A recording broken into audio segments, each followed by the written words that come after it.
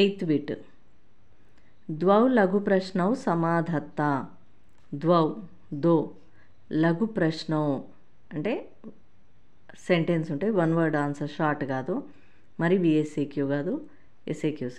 So ప్రశ్న question, సమాధత్తా answer రాయండి, సమాధానాలు ఇవ్వండి అని.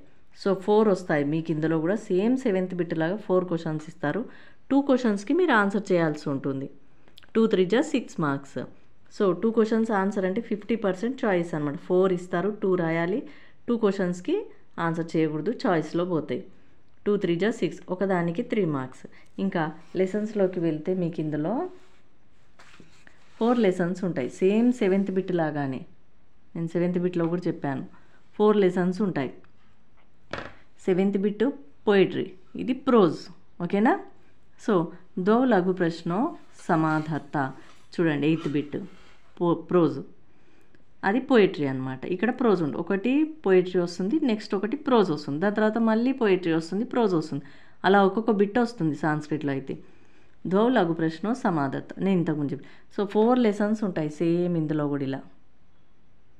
ఈ 4 లెసన్స్లో నుంచి ఎనీ 2 లెసన్స్ మీరు తీసుకొని ఆ 2 లెసన్స్కి ఆన్సర్ నేర్చుకొని అవే 2 లెసన్స్లో నుంచి ఆన్సర్ రాసేస్తే సరిపోతుంది. అయితే మీకు ఎలాగంటే 1 2 3 4 క్వశ్చన్స్ ఇస్తారు.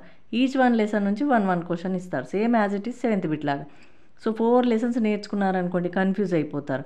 పోనీ 4 లెసన్స్ ఆన్సర్ రాయాల్సి ఉంటుందా లేదా, 2 లెసన్స్కి ఆన్సర్ చేయాల్సి ఉంటుంది. సో 2 క్వశ్చన్స్కి ఆన్సర్ చేయాల్సి ఉంటుంది. సో 2 లెసన్స్లో నుంచి మీరు చక్కగా నేర్చుకొని 2 క్వశ్చన్కి ఆన్సర్ చేస్తే సరిపోతుంది, 2 క్వశ్చన్స్కి, ఓకేనా. సో అన్ని లెసన్స్ నేర్చుకోమాకండి, కన్ఫ్యూజ్ అవుతారు. ఒక 2 లెసన్స్ ఏవైతే అవసరమో అవి పర్ఫెక్ట్గా నేర్చుకొని చక్కగా రాయండి, సరిపోతుంది మిస్టేక్ లేకుండా. కహ పానీయం పాతుం యమునా కచ్చం అగచ్చత్,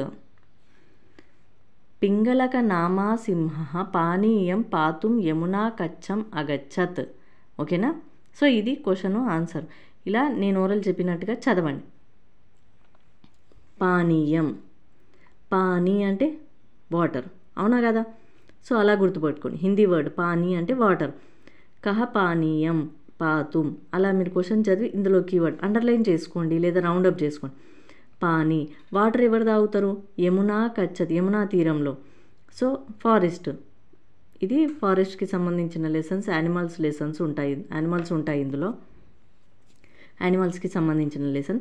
సుహృద్భేద, సో అరణ్యంలో వాటర్ తాగడానికి ఎవరు అక్కడికి వచ్చారనేది క్వశ్చన్.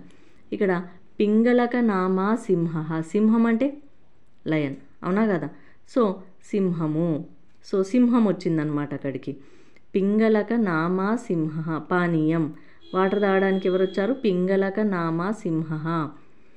పానీయం పాతుం యమునా కచ్చం అగచ్చత్, ఇక ఈ క్వశ్చన్లో మీరు పానీ పింగళక నామా సింహ అని గుర్తుపెట్టుకోండి. కౌ భయ ప్రతీకారం ప్రతిజ్ఞాయ చెలితౌ, భయ భయంను, దమనక కరటకౌ, ఆన్సర్ ఇది. భయ ప్రతీకారం ప్రతిజ్ఞాయ చెలితౌ, ఓకేనా.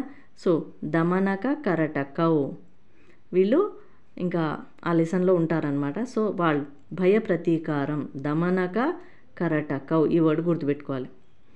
యుద్ధే కహ కేన వ్యాపాదిత, యుద్ధం నందు ఎవరెవరి చేత చంపబడిరని. యుద్ధే సజ్జీవక సింహేన వ్యాపాదిత, సజ్జీవక సింహేన వ్యాపాదిత, సజ్జీవకుడు అనే అతను ఒక యానిమల్ చనిపోతుంది అనమాట. సో సింహేన, ఇంకా సింహాలే చంపుతాయి కాబట్టి అలా గుర్తుపెట్టుకున్నా సరే మీరు. యుద్ధం అని వచ్చిందంటే సజ్జీవక సింహేన, ఓకేనా. నెక్స్ట్ వృక్షరక్షిక పితామహి, వృక్షాః అస్మభ్యం కిం కిం ప్రయశ్చంతి, వృక్షాః అస్మభ్యం స్వచ్ఛాం మృత్తికాం స్వచ్ఛం జలం వాయుం చ ప్రయశ్చంతి. వృక్షాః, వృక్ష అంటే ఏంటి, చెట్లు. చెట్లు మనకేమేమి ఇస్తాయి, సో చెట్లు అనగానే ఇక్కడ వృక్షాః అనగానే మీకు చెట్లు మనకేమేమి ఇస్తాయి అనేది క్వశ్చన్ అని గుర్తుకు రావాలి. ఇంక ఇదంతా ఒకవేళ చదవడానికి వచ్చిన అర్థం కాకపోయినా, ఆ టైంకి గుర్తుకు రాకపోయినా, ఓకేనా. వృక్షాలు, వృక్షాః అంటే వృక్షాలు, వృక్షాలు మనకేమేమి ఇస్తాయి, వృక్షాః అస్మభ్యం స్వచ్ఛాం మృత్తికాం స్వచ్ఛం జలం వాయుం చ ప్రాయశ్చంతి.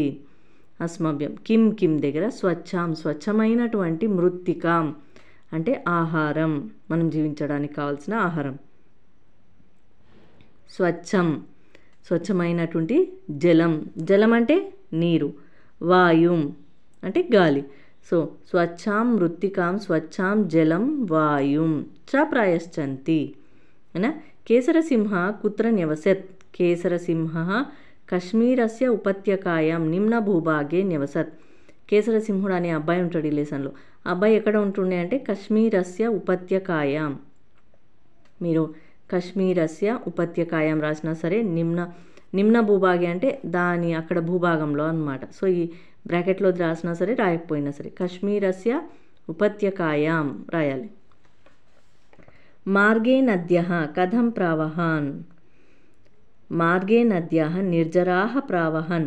నిర్జరంగా నదులు, వాటర్ ఎలా ప్రవహిస్తాయి నదులలో, ఇంకా నదులు ఎలా ప్రవహిస్తూ ఉంటాయి అక్కడ కాశ్మీర్ అనే ప్లేస్లో కాబట్టి అక్కడ 365 డేస్ వాటర్ ఉంటాయి. ఎందుకంటే ఐస్ ఎక్కువగా ఉంటుంది, మెల్ట్ అవుతూ ఉంటుంది. ఇంకా 365 డేస్ మనకు సమ్మర్ సీజన్ అని కాకుండా వాటర్ ఎప్పుడూ ఉంటాయి. సో నదులలో ప్రవహిస్తూనే ఉంటాయి కాబట్టి మార్గే అంటే దారి మధ్యలో, మార్గంలో, నద్యాహ నదులు, నిర్జరాహ ప్రవహన్ నిర్జరంగా ఎప్పటికీ ప్రవహిస్తూనే ఉంటాయి.